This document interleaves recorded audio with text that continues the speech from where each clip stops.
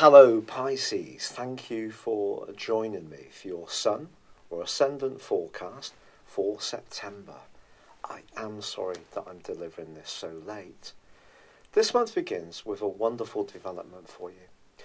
Something that's been irritatingly frustrating for you since the end of July, and I think it may relate to the world of work or an appointment or some minor glitch which just keeps rearing its head, can really unfold for you in a much more positive way from the 3rd, when Mercury comes out of shadow.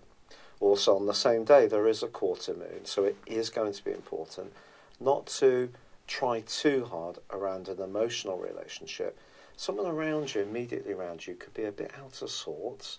You can be supportive, but try not to get too dragged into their agenda. However, the 6th is really a day for you to celebrate, because then Mercury, the planet of communication, moves into your opposite sign. If there has been crosswires and brittleness and sharp words or just a jagged edge around all sorts of involvements, things can start to flow for you in a much more satisfactory way. This could even include around a friendship. Saturn, the planet of structure, has been tracking backwards for 5.5 months, also through to the 6th, and ends that backward journey. All the retrogrades that have gone on, that have been quite rightly noted upon to some great effect, are definitely significant, but I think this one has been particularly so. However, the great news is that when Mercury makes its way into its home zone of Virgo, where it just loves to interact for you, this helps you to see relationships in a much clearer way, be much less subjective. I'm sorry if that seems a little bit of a criticism, but Neptune has provided a swirling mist at times of distortion this year. And I think Mercury moving into your opposite sign helps you to hear where people are coming from. It helps you to articulate where you're coming from in a way that everybody gets. But Mercury also feeds in a ground Earth trine into Saturn and also Uranus. So it could be that you can connect with some new people, some fresh people, people you find inspiring. It could be through the world of work, it could be through the world of play. There can be something about this which is free-spirited, stimulates you, yet at the same time is stable. A really lovely platform for you to embrace. But also on the 9th, there is a sensational new moon, also in Virgo, which again really primes up your relationship prospects. I'm not going to say you're going to meet the love of your life if you're single, but it certainly gives you an enhanced opportunity to do so, because this new moon intersects Jupiter and Pluto, which are in a splendid alliance running on from last month. These two give you the opportunity to be expansive, but also to network. And when Jupiter and Pluto cooperate, things that have seemed a struggle can just fall into place without so much effort. So the fact that they are interacting with this new moon, which is really giving you an opportunity to harmonise your relationships, to bring an element of diplomacy, yet at the same time assert your needs to situations, is wonderful. So what's the catch? There's always a catch in astrology, isn't there? Sorry, I should be known as the catcher astrology. But seriously, Venus actually, from the 11th through to the 17th, forges a sensational link with Saturn.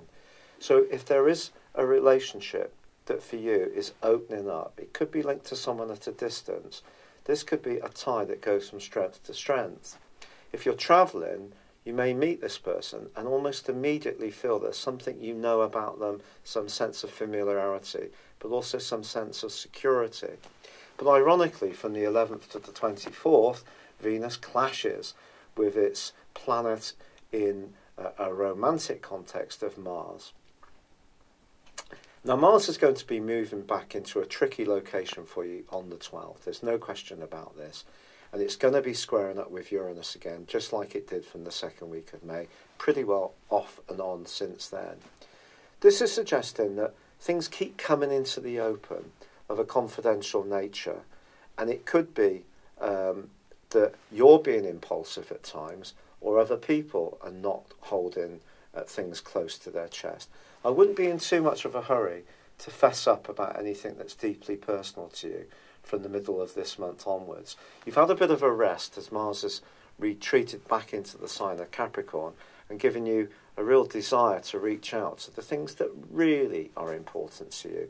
I'm not talking about more material goals and ambitions, although obviously Mars in Capricorn suggests that because it's exalted there, and Capricorn is about those things.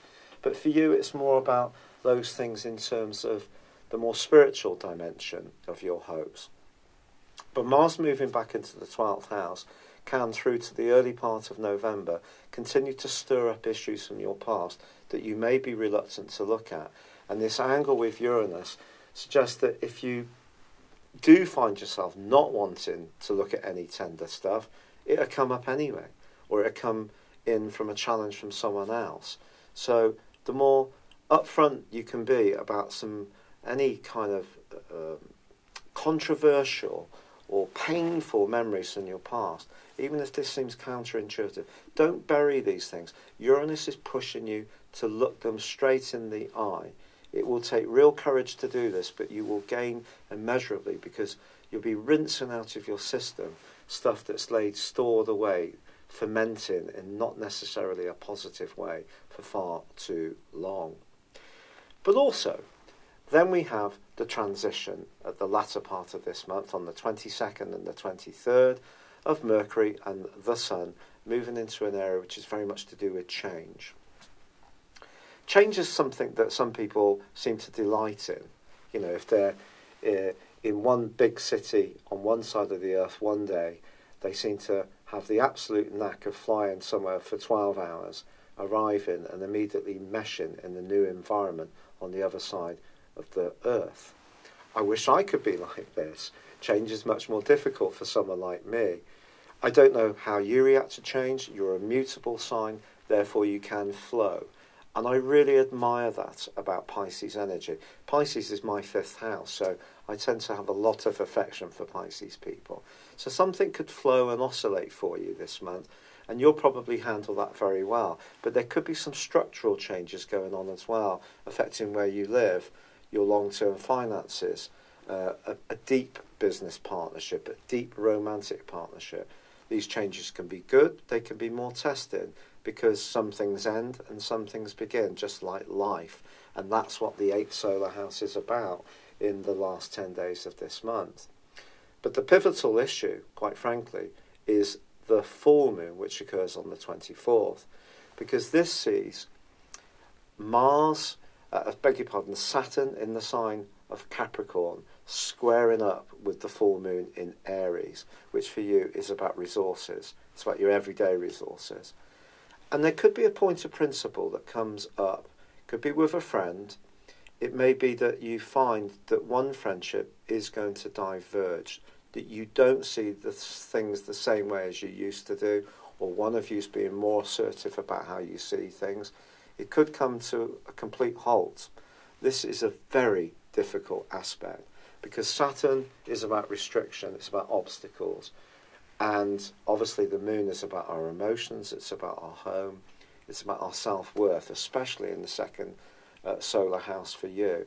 So some kind of limitation around a big hope or expectation of yours is definitely possible as this month comes to a close.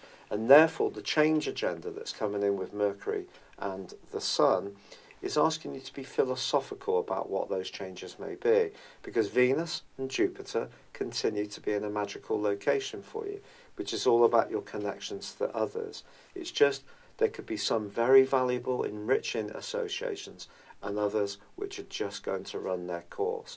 And that natural ability of yours to flow, to continue to be optimistic sometimes when Jupiter, your ruler, gives you that sense that there can be renewal, that things aren't always stuck in stone, that, oh well, that didn't work out, I can move on. I really love that about all mutable signs. So those may be some assets that you can call into play throughout this month, because of course the Sun and Mercury are going to be in the sign of Virgo, and there's going to be a Virgo new moon, which is all mutable. So your natural flexibility and ability to go with the flow, to adjust, is going to be such an asset to you this month. It really is.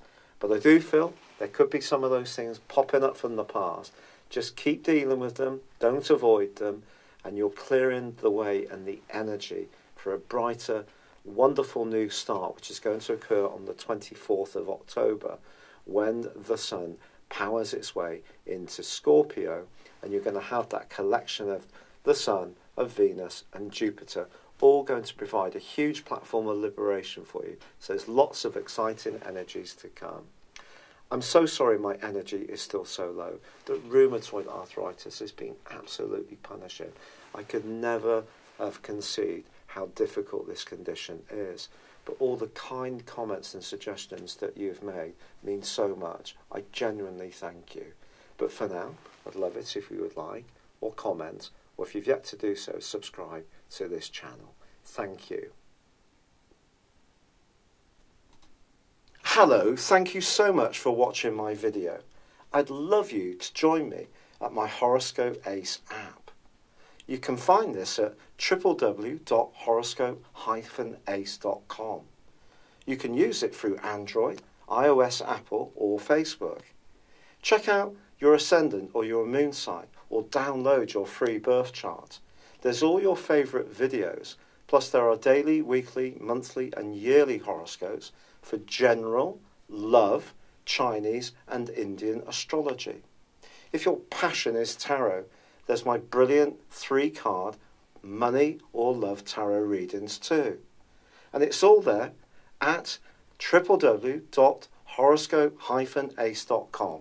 Thank you.